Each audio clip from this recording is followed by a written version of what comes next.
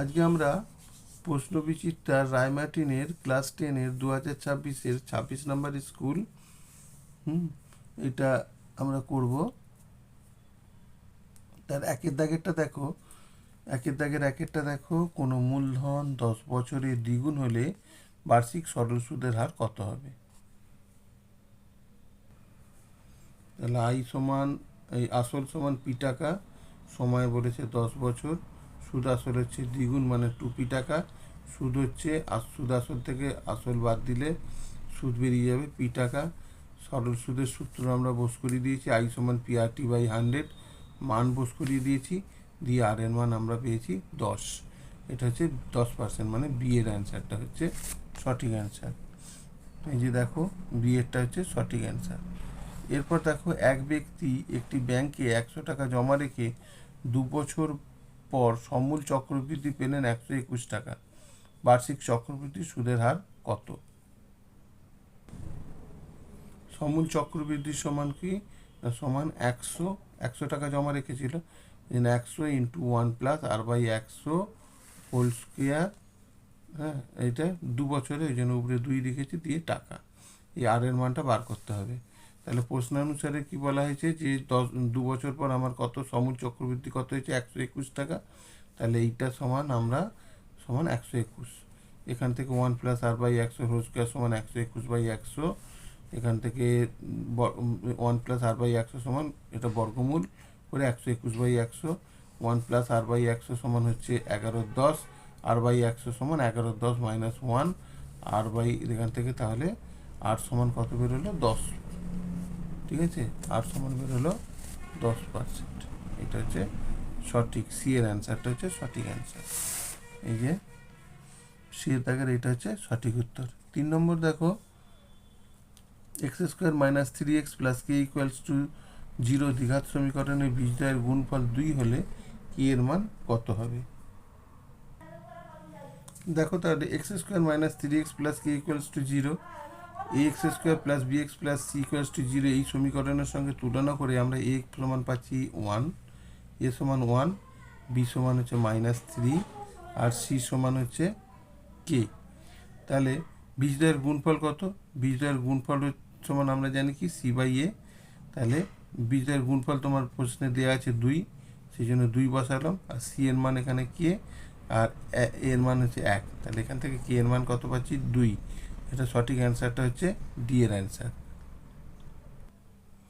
এরপর দেখো, 4-এরটা ax² plus bx plus c equals to 0 সমীকরণের বীজদ্বয় বাস্তব আর সমান হলে কোন অপশানটা সঠিক হবে?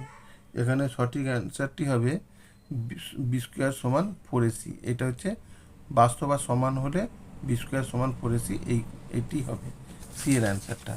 দেখে নাও, এই অ্যান্সারটা, এই যে b² মাইনাস 4ac, b² সমান 4ac, এটা সি এর অ্যান্সার। এরপর দেখো, 5-এরটা এবিকে ব্যাস ধরে একটি বৃত্ত অঙ্কন করা হলো, বৃত্তের উপস্থিত একটি বিন্দু পি হলে এপিবি কোণের মান কত? দেখো, এই যে এবিকে ব্যাস, এটা একটা বৃত্তের এবি ব্যাস, এই এবিকে ব্যাস ধরে এর উপর একটা পি, যে কোনো একটা বিন্দু দিয়ে যে কোণটা উৎপন্ন হয় সেই কোণটার মান বার করতে হচ্ছে। আমরা কি জানি? এটা একটা অর্ধবৃত্তস্থ কোণ। এই অর্ধবৃত্তস্থ কোণ হওয়ার জন্য এপিবি কোণ কত হচ্ছে? এপিবি কোণ হচ্ছে 90 ডিগ্রি। ঠিক আছে, এপিবি কোণ হচ্ছে 90 ডিগ্রি। কেন না? এটা অর্ধবৃত্তস্থ কোণ। ওকে, এই জন্য এর মান হচ্ছে 90 ডিগ্রি। তাহলে সঠিক অ্যান্সারটি হবে বি এরটা, এই যে বি এরটা। এরপর দেখো, পাশের চিত্রে ও বৃত্তের কেন্দ্র এবং এবি হচ্ছে ব্যাস। এই যে ও বৃত্তের কেন্দ্র আর এবি হচ্ছে ব্যাস। দেখে না, ও বৃত্তের কেন্দ্র আর এবি হচ্ছে ব্যাস। এবার বলছে কি, এবিসিডি একটা বৃত্তস্থ চতুর্ভুজ, এবিসিডি একটা বৃত্তস্থ চতুর্ভুজ যার এডিসি কোণ 120 ডিগ্রি। এই যে এডিসি কোণ, এটা 120 ডিগ্রি দেওয়া আছে। তাহলে বিএসি কোণের মান কত?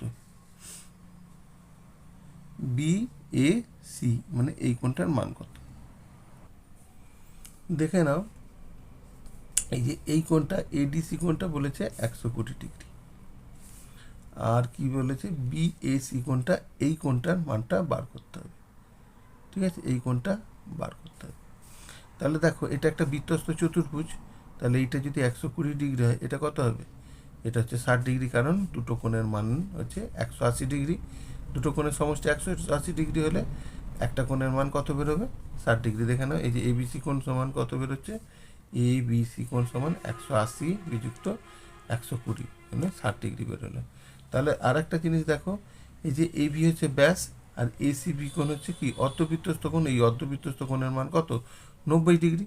তাহলে এইটা বেরিয়ে গেল 60, এটা বেরিয়ে গেল 90, তাহলে এই কোণটার মান সহজেই বার করবে। কী করে বার করবো? না 180 ডিগ্রি থেকে বাদ দিয়ে দিলেই হয়ে যাবে। তাহলে বিএসি কোণের মান দেখে নাও, বিএসি কোণ সমান কত? 180 বিযুক্ত 90 যুক্ত 60 সমান হচ্ছে 180 বিযুক্ত 150 সমান 30 ডিগ্রি। এটা সি এর অ্যান্সারটা হচ্ছে সঠিক অ্যান্সার। এই যে সি এর থেকে 30 ডিগ্রি, এটা হচ্ছে সঠিক অ্যান্সার। এবার 2-এর দাগেরটা দেখো, 2-এর দাগের 1-এরটা বার্ষিক 5% চক্রবৃদ্ধি হার সুদে কিছু টাকার 2 বছরের চক্রবৃদ্ধি সুদ 615 টাকা হলে আসল নির্ণয় করো। এখানে শুধু ধরে আসল পি টাকা ধরে নিয়েছি। এবার যেমন প্রশ্নানুসারে বলবে চক্রবৃদ্ধি সুদের সূত্র কি? পি ইন্টু 1 প্লাস আর এর মান দেওয়া আছে 5%, দেখেই নাও, 5/100, আর 2 বছরের জন্য এখানে 2। তাহলে এটা হচ্ছে সমূল চক্রবৃদ্ধি, তা থেকে আমার আসলটা যদি বাদ দিই, এটা হচ্ছে মানে চক্রবৃদ্ধি সুদ সমান কত দেওয়া আছে? 615 টাকা। এই যে দেখে নাও, এই যে 5% আর এর মান, চক্রবৃদ্ধি সুদের 2 বছর, সময়টা 2 বছর দেওয়া আছে, আর সুদটা কত বেরোচ্ছে? 615 টাকা। সেটাই এবার আমরা এখান থেকে ক্যালকুলেশন করে দিলাম। হ্যাঁ, পি কমন নিয়ে 1 প্লাস 5/100 হোল স্কোয়ার মাইনাস 1, এখান থেকে এটাকে যোগ করলাম, P into 105/100 whole square minus 1 সমান 615। পি সমান কত হচ্ছে? না দেখো, 441, 100 হচ্ছে হোল স্কোয়ার, মানে এটা কাটাকাটি করে এটা হোল স্কোয়ার করে 441/400 মাইনাস 1 সমান 615। এখান থেকে পি সমান যা বেরোলো, পি সমান আমার বেরোচ্ছে, কাটাকাটি করতে 6000 বেরিয়েছে। আসল হচ্ছে 6000 টাকা। এটা হচ্ছে সঠিক অ্যান্সার।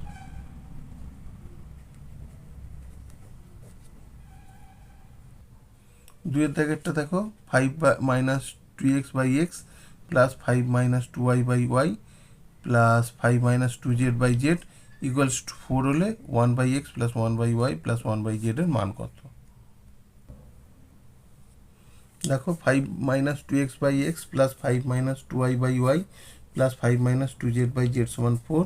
এটাকে আমরা কি করেছি? 5/x মাইনাস 2x/x, ঠিক আছে, এইভাবে ভেঙে দিয়েছি। মানে আমরা জানি কি A minus B by A B সমান কী করি? A by A B by minus B by A B, এরকম বলি। তেমনি এইটা বাই এইটা 5/x মাইনাস 2x/x। আবার পরেরটা ভেঙেছি 5/y minus 2y/y plus 5/2z minus 2z/z সমান 4। তাহলে এখান থেকে 5/x minus 2 plus 5/y minus 2 plus 5/z minus 2 সমান 4। তাহলে 5/x plus 5/y plus 5/z সমান, এই যে 2 2 4 5 6 মাইনাস 6 ইকুয়াল টু 4। এবার দেখো 5/x plus 5/y plus 5/z সমান 4 প্লাস এদিকে 6 চলে গেলো, 4 6 10 হয়ে গেল। তাহলে এই যে 5/x plus 5/y plus 5/z সমান 10। 5 কমন নিলাম, 1/x plus 1/y plus 1/z সমান 10। 5 দুগুণে 10 2, তাহলে 1/x plus 1/y plus 1/z সমান 2। এইটা হচ্ছে অ্যান্সার, এর মানটা হচ্ছে এইটা। 3 নম্বরে দেখো, 10 সেন্টিমিটার দৈর্ঘ্যের ব্যাসার্ধের দুটি সমান বৃত্ত পরস্পরকে ছেদ করে এবং তাদের সাধারণ জায়ের দৈর্ঘ্য 12 সেন্টিমিটার। বৃত্ত দুটির কেন্দ্রদ্বয়ের মধ্যে দূরত্ব কত? দেখো, দুটো বৃত্ত রয়েছে, তাতে সাধারণ জায় রয়েছে সিপি, ঠিক আছে। ই হচ্ছে এই বৃত্তের কেন্দ্র আর এফ হচ্ছে এই বৃত্তের কেন্দ্র। এদের ব্যাসার্ধ বলে দিয়েছে 10 সেন্টিমিটার, এই যে ব্যাসার্ধ 10 সেন্টিমিটার। তার মানে কেন্দ্রদ্বয়ের মধ্যে শুধু দূরত্ব আমাকে ইএফ সমান বার করতে হবে। ইএফ সমান কত, এটা আমাকে বার করতে হবে। তাহলে দেখে নাও যে এইটা এগুলো সব আমার ব্যাসার্ধ বলে, এই যে ইসি বা এফসি এগুলো সব 10 সেন্টিমিটার, এগুলো হচ্ছে বৃত্তের ব্যাসার্ধ। আর কি বলেছে, সিপিটা দেখো, সিপিটা দেওয়া আছে 12 সেন্টিমিটার। তাহলে আমরা এই যে সিপি, এটা একটা জ্যা, আর এটা ই হচ্ছে বৃত্তের কেন্দ্র বা এফ হচ্ছে বৃত্তের কেন্দ্র, ইও হচ্ছে সিপি জ্যায়ের উপর লম্ব দূরত্ব। মানে এই লম্বটা এই সিপি জ্যাকে সমদ্বিখণ্ডিত করে। তার মানে এটা পুরোটা যদি 12 হয় তাহলে এটা সিওটা কত হবে, 6 সেন্টিমিটার। ওই জন্য আমরা সিও বা ওসি সমান লিখেছি হাফ অফ সিপি, মানে 6 সেন্টিমিটার। ঠিক আছে, কেন এই যে লিখে দিয়েছি দেখো, ইও সিপি জ্যাকে সমদ্বিখণ্ডিত করে। ঠিক আছে, তাহলে আমার ইওর মান 6 বেরিয়ে গেল। এবার আমাকে বার করতে হবে ওইটা। ওই সমান কত, ওই বা ইও, ইও স্কোয়ার সমান কি 10 স্কোয়ার মাইনাস 6 স্কোয়ার। দেখে নাও এখানে দেখো, এই যে ইও সমান কি না অতিভুজ স্কোয়ার মাইনাস 6 স্কোয়ার। তাহলে দেখো এখান থেকে ইও সমান বেরোলো 8 বেরিয়ে গেল। ওকে, এবার দেখো যেমন এইদিকে ইও সমান 8 বেরোলো, তেমনি ওয়েভ সমান একইভাবে পার করলে এদিকটাও 8 বেরোবে। তার মানে ইএফ সমান কত হবে, ইএফ সমান 8 + 8 কত হবে, 16 সেন্টিমিটার। তাহলে দেখে নাও এখানে ইও সমান ওয়েভ সমান আমরা 8 সেন্টিমিটার বলেছি, তাহলে ইএফ সমান কি, ইও প্লাস ওয়েভ, মানে এই যে ইও প্লাস ওয়েভ। ওকে, তাহলে 8 + 8 কত হচ্ছে, 16 সেন্টিমিটার। ওই জন্য বলছে বৃত্তের কেন্দ্রদ্বয়ের মধ্যে দূরত্ব 16 সেন্টিমিটার। এবার 5এরটা দেখো, দুটি আয়তঘনের মাত্রাগুলির দৈর্ঘ্য যথাক্রমে 4 একক, 6 একক, 4 একক এবং 8 একক, 2h-1 একক আর 2 একক। যদি আয়তঘন দুটির ঘনফল সমান হয় তবে এইচের মান কত। দেখো তাহলে আমরা প্রথম আয়তঘনের ঘনফল কত বের করলাম, 4 × 6 × 4 ঘন একক, কারণ আয়তঘনের ঘনফলের সূত্র কি, দৈর্ঘ্য × প্রস্থ × উচ্চতা। আবার দ্বিতীয় আয়তঘনের ঘনফল কত বার করলাম, ওই একই 2h-1 8 × 2। এবার প্রশ্নানুসারে কী হবে, এইটা বলেছে দুটো ঘনফল সমান, তার মানে প্রশ্নানুসারে এইটা সমান এইটা। এখান থেকে 2h-1 সমান কত হচ্ছে, 4 × 6 × 4 সমান হচ্ছে বাই 8 × 2, এটা এই সমান 7/2, এই সমান 3.5 বেরোলো। এটি হচ্ছে সঠিক অ্যান্সার। ওকে।